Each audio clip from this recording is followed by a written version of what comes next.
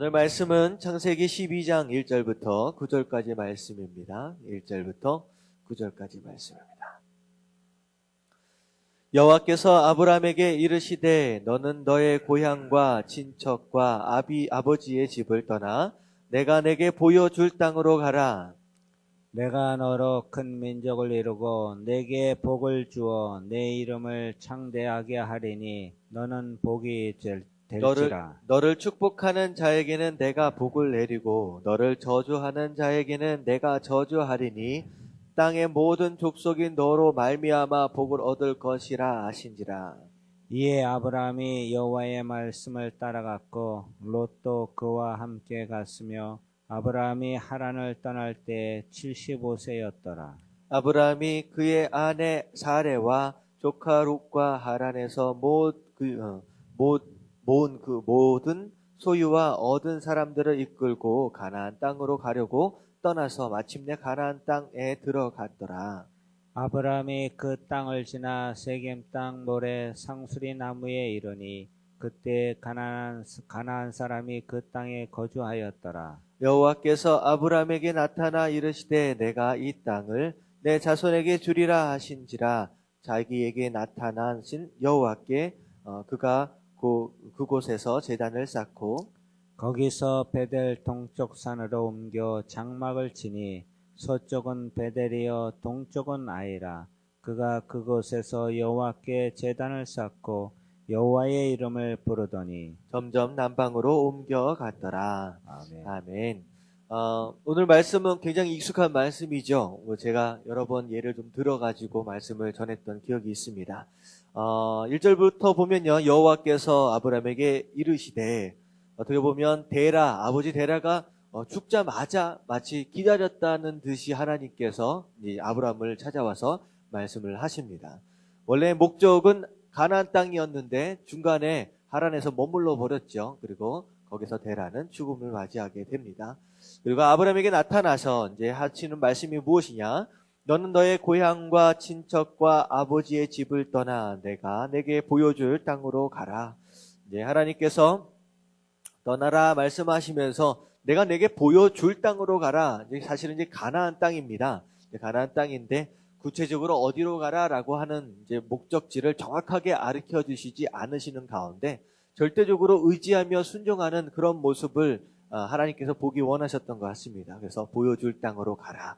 그래서 나를 따라오라 인도하심을 받아서 그렇게 나아라라고 말씀을 하시는데 결국은 보여줄 땅, 하나님께서 예비하신 축복의 땅입니다. 자, 그 땅에 들어가기 위해서 하나님께서 아브라함에게 요구하셨던 첫 번째가 무엇이냐? 떠나라라고 말씀하셨다는 거예요. 떠나라. 지난 주일에 말씀드렸던 것 같이 베드로가 물 위를 걷기 위해서는 먼저 해야 할 것이 무엇이냐? 뭘 먼저 떠나야 돼요? 자기가 딛고 서 있는 이 배를 먼저 떠나지 않으면 물 위를 절대 걸을 수 없다라고 하는 거예요. 내가 지금 처해 있는 상황, 내가 지금 붙들고 있는 무엇인가를 떠나지 않으면요, 하나님께서 새롭게 허락하실 것들을 경험할 수 없다라고 하는 거. 그래서 하나님께서는 먼저 떠날 것을, 먼저 버릴 것을 요구하신다라고 하는 것이죠. 그래서 본토, 친척, 아버지의 집, 사실 이것은 우리가 평생 살아왔던 익숙한 것일 수도 있고요, 편안한 것일 수도 있고요, 안전한 것일 수도 있고요, 나를 보호해줬던 그 무엇인가가 될 수도 있을 것 같습니다. 하지만 하나님께서 축복해 주시기 전에 무조건 그것을 떠날 것을 요구하시기도 하신다라고 하는 거. 그래서 하나님께서 떠나라 말씀하시고요. 그 다음에 이제 하나님께서 무엇을 약속하셨느냐? 2절에 보면 아브라함에게 3가지 것을 약속을 하십니다. 내가 너로 큰 민족을 이루고 내가 내게 복을 주어 내 이름을 창대하게 하리니 너는 복이 될지니라. 첫 번째, 하나님께서 아브라함에게 민족에 대한 큰 민족을 이루도록 할 것이다. 자손에 대한 축복을 하시죠. 사실 아브라함에게 있어서는 자식이 없잖아요. 더군다나 지금 롯이라고 하는 조카를 마치 자식처럼 데리고 다닐 뿐입니다. 사실 대를 이을 자손이 없다라고 했을 경우 나이가 이미 나중에 보시는 것 같이 이미 떠날 때 나이가 75세입니다. 그래서 사실 이제 인생의 거의 반 이상이 지나간 상태예요. 이제 이때 당시에는 약간 좀 오래 살았잖아요. 그래서 인생의 한 반 정도가 이미 지나간 상태다라고 생각한다면 좀 답답하고 한심스럽겠지요. 내가 떠나게 되면 모아놓은 이 모든 재산과 이 기업들을 누가 물려받게 될 것이냐라고 하는 거. 근데 큰 자손을 주겠다라고 하는 것은 어떻게 보면 아브라함에게 있어서의 소망입니다. 소망. 와, 나에게도 자식이 생긴단 말인가라고 하는 그런 소망을 갖게끔 하는 축복이죠. 그리고 난 뒤에 두 번째 축복은 이름을 창대하게 할 것이다. 네 이름이 유명해질 것이다. 존귀한 인생을 살게 될 것이다 라고 하는 거예요. 이름에 대한 축복은 이 땅에서 누군가의 아버지 그렇게 사는 것이 아니라 아브라함이란 뜻이 아버지란 뜻이에요. 아버지. 그러니까 누군가의 그냥 아버지 정도로 사는 것이 아니라 누구나 알 수 있는 누구나 존경하고 누구나 그렇게 생각할 수 있는 좋게 생각할 수 있는 그런 이름을 갖게 될 것이다 라고 하는 거. 그래서 믿지 않는 사람이든 유대인이든 누구든 상관이 없이 아브라함이라고 하는 이름은 사실 거의 다 아는 이름입니다. 그래서 유명한 이름 하면 데이빗, 그러니까 다윗이라고 하는 이름, 아브라함이라고 하는 이름은요. 그 유대인들이나 뭐 누구든 상관없이 다 아는 이름이에요. 거의 다. 그러니까 그렇게 유명한 이름이 될 것이다 라고 하는 거, 그런 축복을 받게 되는 것이죠. 그리고 세 번째는 이제 복이 될 것이다. 그러니까 네가 복을 많이 누린다라고 하는 것이 아니라 네가 복이 된다는 거예요. 네가 복이 된다. 이제 거기에 대한 설명이 이제 3절에 나오죠. 보면 너를 축복하는 자에게는 네가 복을 내리고 내가 복을 내리고 너를 저주하는 자에게는 내가 저주할 것이다. 결국은 너는 다른 사람들에게 무엇을 받게 될 것이라는 거예요. 저주하면 저주를 받으니까 누가 저주를 하겠습니까? 그러니까 누구에게든 축복을 받는 사람이 될 것이고 네가 축복을 받으니까 당연히 축복한 그 사람도 복을 받게 될 것이라는 거예요. 그래서 결국은 네가 받은 그 복으로 인하여서 어떻게 될 것이냐? 땅의 모든 족속이 너로 말미암아 복을 얻을 것이다 하신지라. 결국은 육신의 자손들뿐만 아니라 이 땅의 모든 영적인 아브라함의 후손들이 결국은 영적으로 복을 받게 되는 거죠. 구원을 받게 될 것이다 라고 하는 것을 영적으로 설명을 하고 있습니다. 그래서 하나님께서 이 세 가지 약속을 하시면서 떠나라. 그러면 복을 받게 될 것이다 라고 하나님께서 약속을 먼저 해주셨습니다. 자, 그럴 때에 4절에 보니까 이에 아브라함이 여호와의 말씀을 따라갔다. 자, 이게 이제 중요한 거예요. 자, 아브라함이 누구를 따라갔다고요? 여호와의 말씀. 결국 하나님께서 약속하신 이 약속을 믿었다라고 하는 거예요.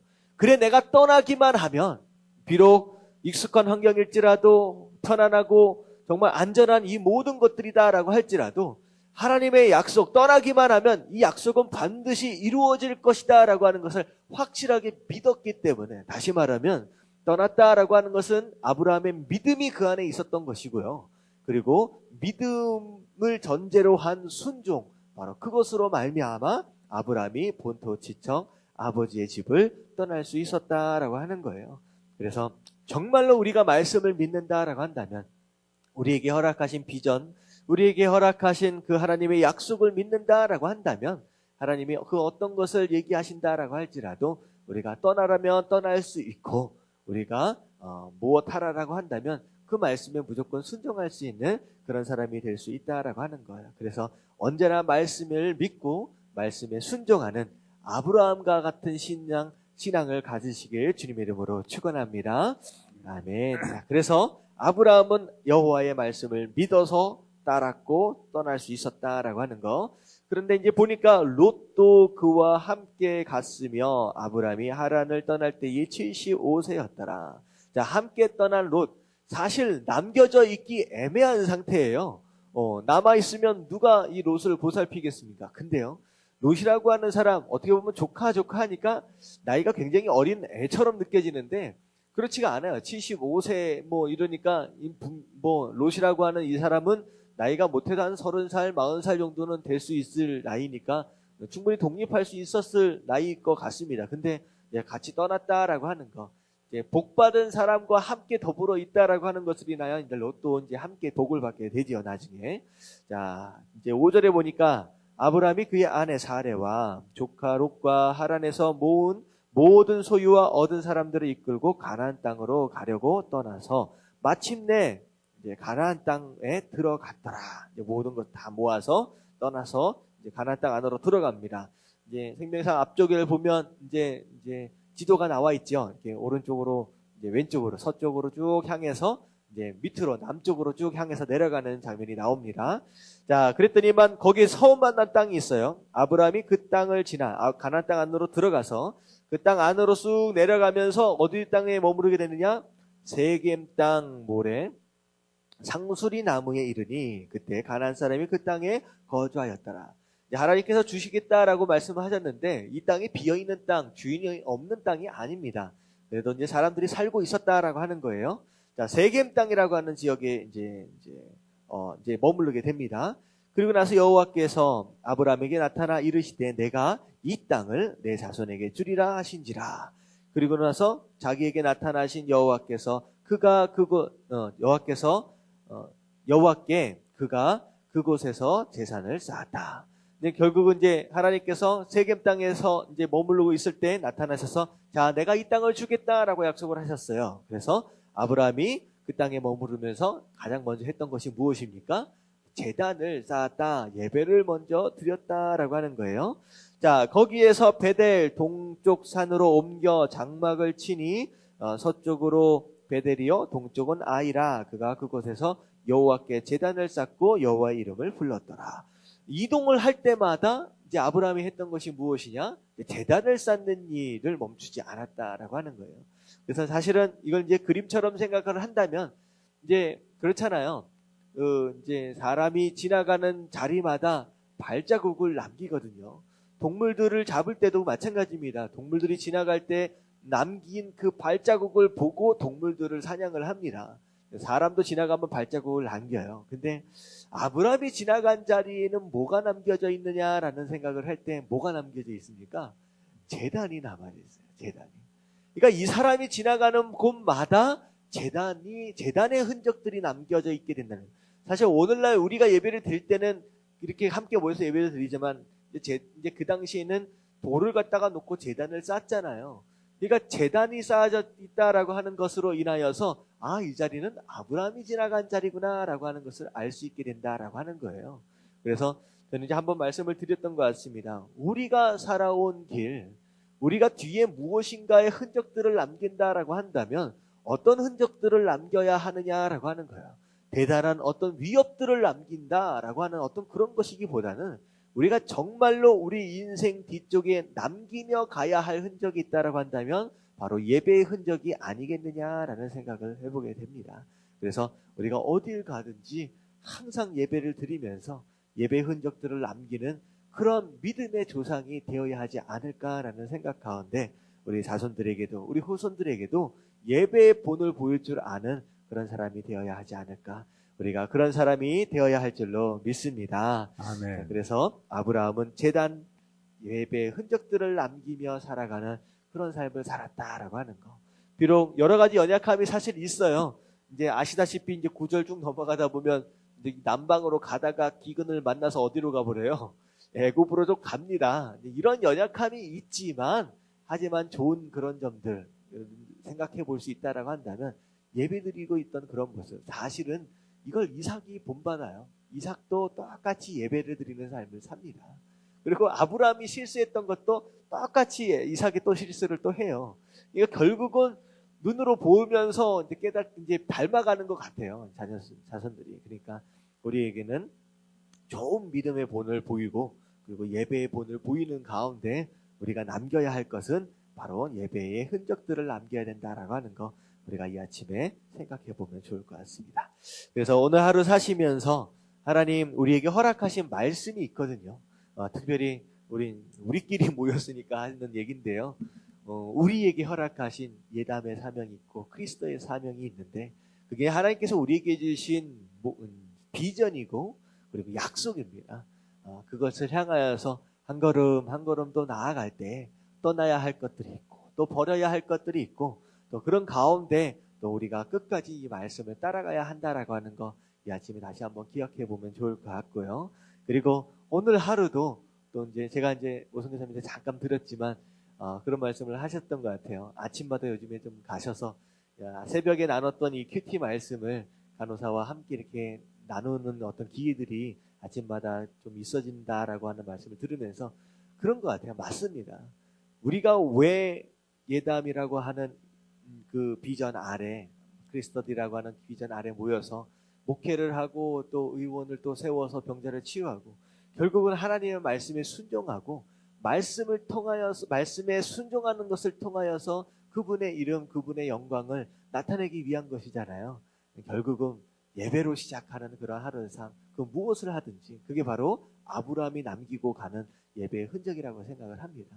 그래서 그런 식으로 우리가 오늘 하루도 살아갈 수 있을 때 바로 우리 삶 가운데 우리가 아닌 하나님이 영광을 받으시고 하나님이 약속해 이 모든 축복들을 우리가 다 누릴 수 있게 되지 않을까라는 생각 가운데 우리 함께 그런 하루 달려갈 수 있는 저와 여러분들 되시길 주님의 이름으로 축원합니다. 아멘. 우리 함께 주님 한번 부르짖고 하나님 아브라함처럼 이렇게 믿게 하시고 순종하게 하시고 떠나게 하시고 버리게 하시고 가는 곳마다 예배의 흔적들을 남기는 이런 복된 삶 될 수 있도록 해달라고 우리 간절히 주님 한번 부르짖고 통성으로 기도하도록 하겠습니다. 시작. 주님